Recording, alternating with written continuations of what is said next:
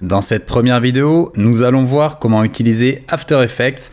Donc on va y aller de A à Z, je vais vous montrer comment l'utiliser. Dans un premier temps, on va l'ouvrir. Donc ici, j'utilise la version d'Adobe After Effects 2020. Donc j'y vais, c'est parti. Alors voici ce que vous voyez à l'ouverture d'After Effects. Vous voyez, il m'ouvre en fait les projets les plus récents sur lesquels j'ai bossé sur le logiciel. Et je vais vous apprendre ici à créer tout simplement un nouveau projet. Alors pour ceux qui connaissent un peu Adobe Premiere Pro, qui viennent du logiciel de montage, c'est beaucoup plus simple. Sur After Effects, vous avez tout simplement qu'à cliquer sur Nouveau projet.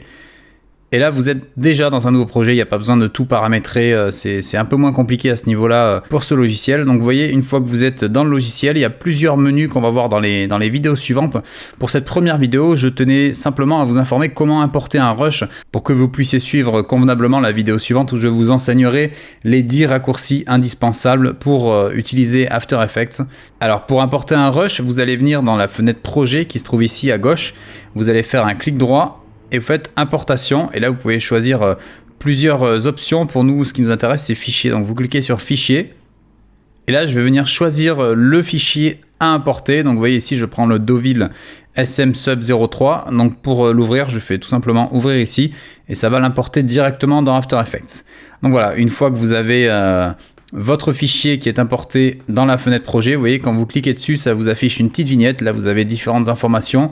Donc là, ici, on voit des informations sur le format. Ici, c'est 3840 par 2160 qui correspond au format de la 4K. Vous aurez l'occasion d'apprendre la différence entre justement ce format et le format de la HD dans une des vidéos qui arrive juste après.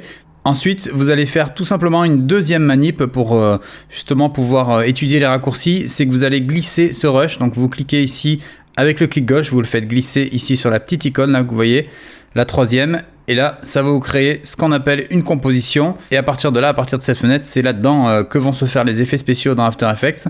Mais je vous invite à passer à la vidéo suivante pour apprendre les 10 raccourcis indispensables sur After Effects.